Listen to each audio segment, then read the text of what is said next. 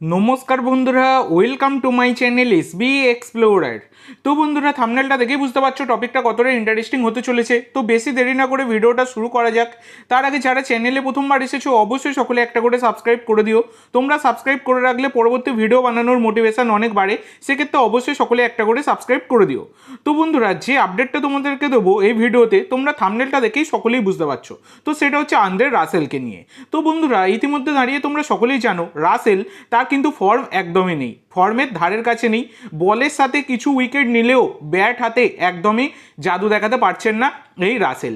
যে রাসেলকে একটা সময় চোখ বন্ধ করে কেকেআর সমর্থকেরা ভরসা করতো যে রাসেল মাঠে নামছে মানে ম্যাচ জিতিয়ে তবেই কিন্তু মাঠ থেকে ফিরবেন, কিন্তু না বন্ধুরা, সেই রকম হচ্ছে না। দায়িত্ব নিয়ে ম্যাচও হারাচ্ছেন রাসেল, সেটা কিন্তু দেখাই গেছে।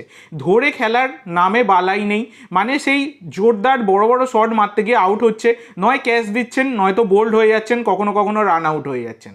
তো এই হচ্ছে এবারের রাসেলের স্ট্যাট এই সিজনে আর কি। তো রাসেলের এই অবস্থা দেখে বেশিরভাগ জায়গা থেকে কিছু জায়গা থেকে রিপোর্ট করা হচ্ছে যে রাসেল তাকে কিন্তু বাদ দেওয়া হতে পারে আসন্ন গুজরাট ম্যাচ থেকে। তো কেকেআরের পরের ম্যাচ কিন্তু গুজরাটের বিরুদ্ধে রয়েছে এবং সেই ম্যাচে নাকি বাদ দেওয়া হতে পারে রাসেলকে, এই রকম কিন্তু অনেক জায়গা থেকে রিপোর্ট করা হচ্ছে। কিন্তু দেখো, রাসেল ফর্মে নেই ঠিকই, কিন্তু রাসেলের কিন্তু ক্লাস তো রয়েইছে। তো তোমরা জানো ফুটবল ময়দানে একটা কথা খুবই প্রচলিত আছে, form is temporary, class is permanent. তো সেই রকমই ক্রিকেটের ময়দানেও এই কথাটা চলতেই পারে, না চলার কি আছে, কারণ রাসেলের ক্লাস তো একটা রয়েছে। তো সেক্ষেত্রে যখন তখন তার ম্যাচ ঘোরানোর একটা সম্ভাবনা কিন্তু থাকে, প্রবণতা তার রয়েছে। এবার দেখার বিষয় যে রাসেলকে পরের ম্যাচে সুযোগ দেয় কিনা কেকেআর। তো এবার রাসেলকে নিয়ে এই রকমই বিস্ফোরক খবরের মাঝে ইরফান পাঠান তিনি কিন্তু একটা বড় মন্তব্য করেছেন রাসেলকে নিয়ে। তো ইরফান পাঠান বলেছেন যে কেকেআরের উচিত 12 থেকে 14 ওভারের মধ্যে আন্দ্রে রাসেলকে ব্যাটিং অর্ডারে পাঠানো।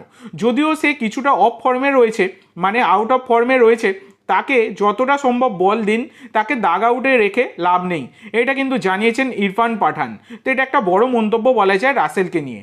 তো তোমাদের কি মনে হয় বন্ধুরা, রাসেলকে যত আগে পাঠাবে ততই কি বেটার হবে, নাকি লাস্টে সেই 10-12 বল বাকি থাকতে রাসেলকে পাঠানো উচিত? অবশ্যই তোমরা সকলে কমেন্ট করে জানিও তোমাদের মতামত আন্দ্রে রাসেলকে নিয়ে। এবং এই সিজনে রাসেলের খেলা তোমাদের কেমন লাগছে অবশ্যই সকলে কমেন্ট করে জানাতে ভুলো না। তো আজকের জন্য এইটুকু বন্ধুরা, ভিডিওটি ভালো লাগলে অবশ্যই লাইক করো, শেয়ার করো। আমার চ্যানেলে প্রথমবার এসে থাকলে চ্যানেলটি সাবস্ক্রাইব করো আর কমেন্ট করে জানাও ভিডিওটি কেমন লাগলো। ধন্যবাদ।